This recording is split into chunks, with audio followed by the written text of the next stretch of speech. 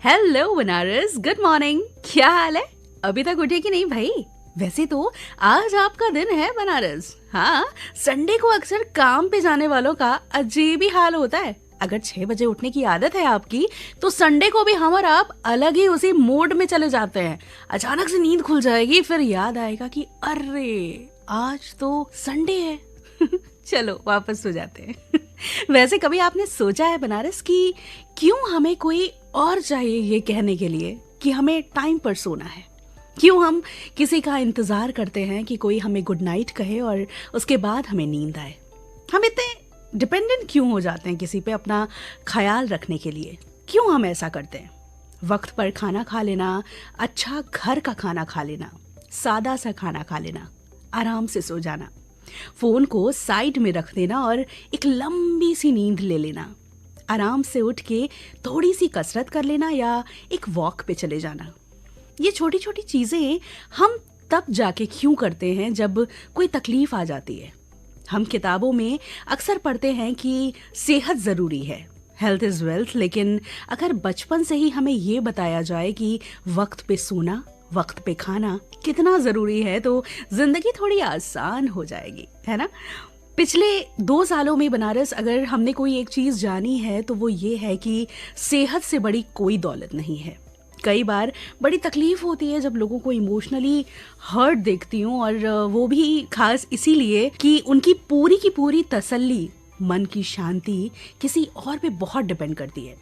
It's okay, हमारे यहाँ पर प्यार और रिश्तों को अहमियत ज्यादा देते हैं, लेकिन उस प्यार की हिफाजत, उनका ख्याल आप तो ही रख पाओगे अगर आप खुद का ख्याल रख पाओगे, खुद को संभाल पाओगे।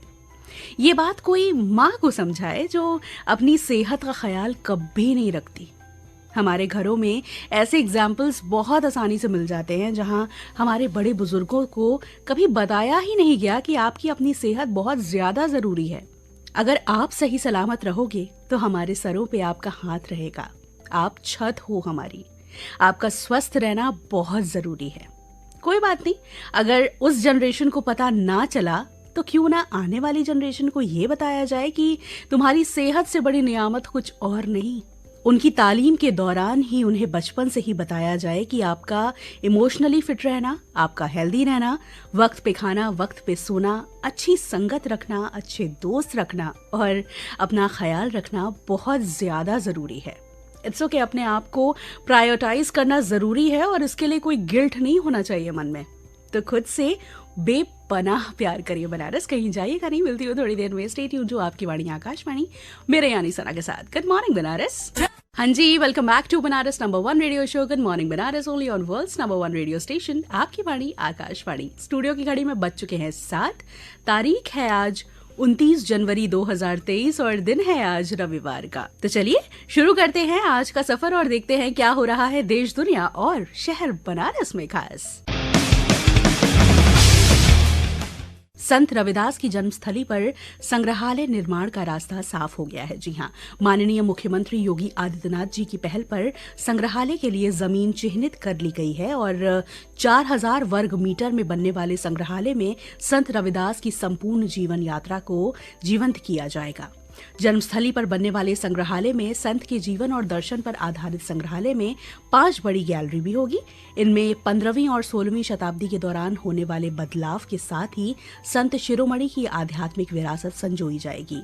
इसके माध्यम से संत रविदास की विरासत, जीवन, शिक्षा और रचनाओं से श्रद्धालुओं को रूबरू कराया जाएगा। डिजिटल चित्र और चलचित्र के माध्यम से संत रविदास के जन्म, जीवन और आध्यात्मिक संदेश के अलावा उनके गृहस्थ जीवन की जानकारी भी रहेगी।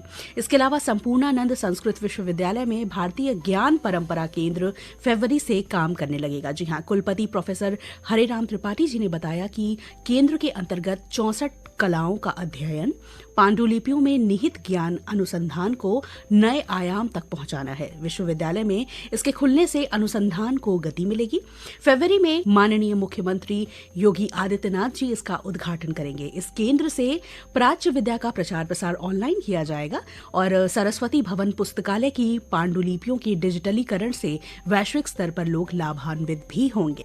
इसके साथ ही महाशिवरात्रि से पहले काशी विश्वनाथ के गर्भगृह और उसके आसपास की सुरक्षा व्यवस्था में भारी बदलाव किया जाएगा। जी हां, केंद्रीय औद्योगिक सुरक्षा बल CISF ने प्रशासन और पुलिस के सुझावों पर मंथन के बाद काशी विश्वनाथ धाम की सुरक्षा की पुख्ता कार्य योजना तैयार कर ली है। दर्शन पूजन की जिम्मेदारी मंदिर के कर्मचारी ही संभालेंगे। मंदिर प्रबंधन के लोग ही श्रद्धालुओं को कतारबद्ध कर गर्भगृह तक ले जाएंगे। हाई पावर कमेटी इस पर फरवरी के पहले तक मोहर लगा देगी। सभी प्रवेश मार्गों को अत्याधुनिक स्कैनर और डोर फ्री मेटल डिटेक्टर से लैस किया जाएगा। श्रद्धालु अपने सामानों की जांच कराकर मंदिर परिसर में प्रवेश कर सकेंगे।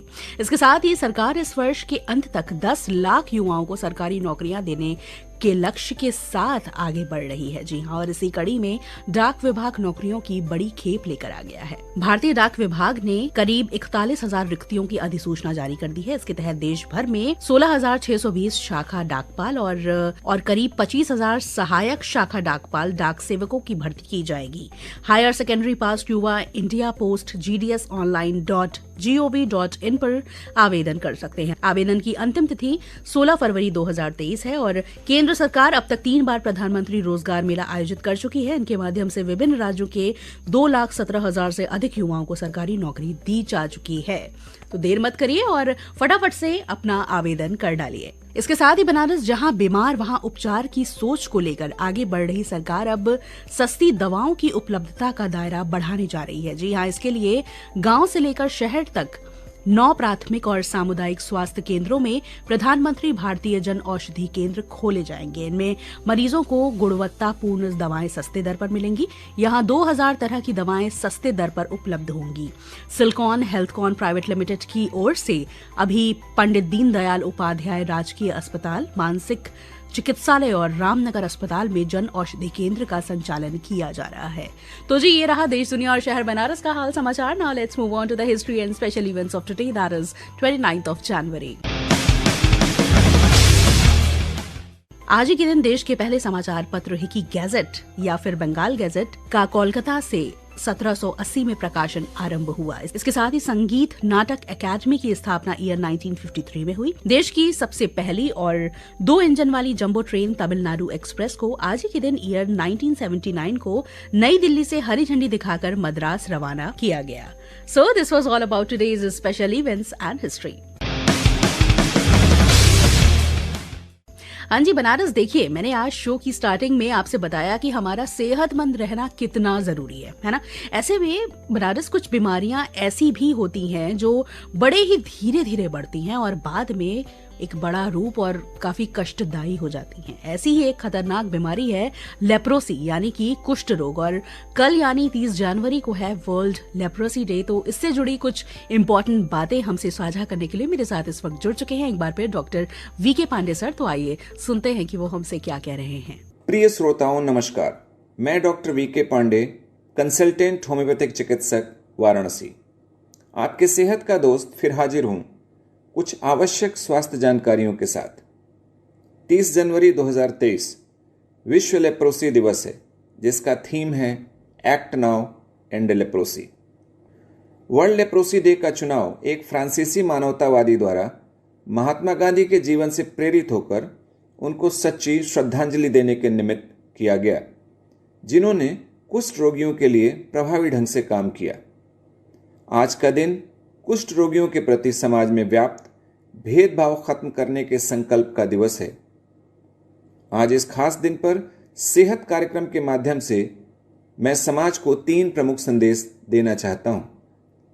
Number 1, elimination of leprosy is possible. आज हमारे पास इस बीमारी को रोकने की शक्ति तथा संसाधन मौजूद हैं। Number 2, act now. हमें उपलब्ध संसाधनों के द्वारा इस बीमारी को जड़ से समाप्त करने का संकल्प लेना है। नंबर 3, रीच दी अनरीच्ड।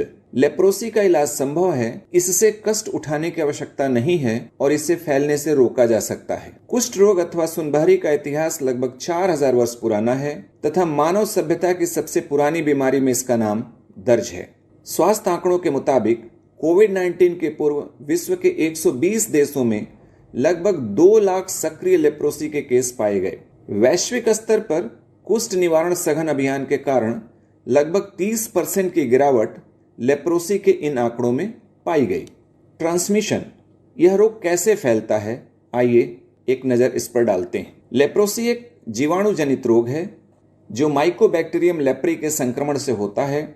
यह चमड़ी, स्नायु तंत्र, हथेली तथा पैर के तलवों में मुख्य रूप से पाया जाता है। यह रोग लंबे समय तक संक्रमित व्यक्ति के क्लोज कांटेक्ट में रहने से फैलता है तथा इसके कीटाणु मुख्य रूप से नासिका तथा कटे हुए स्किन के माध्यम से शरीर में प्रवेश करते हैं। यह बीमारी इतनी आसानी से रोग के साथ हंसने बोलने, हाथ मिलाने, उठने बैठने अथवा खाने पीने आदि से नहीं फैलता है। इस बीमारी के लक्षण क्या क्या हैं, एक नज़र इस पर भी डालते हैं। लेप्रोसी में स्किन का सेंसेशन धीरे धीरे गायब होकर सुनबहरी सदृश स्थिति पैदा करता है। कभी कभी स्किन में जलन होता है, त्वचा के रंग में परिवर्तन हो जाता है, स्किन मोटी हो जाती है। इसके अलावा स्किन के ऊपर कई बार गांठें भी मिलती हैं।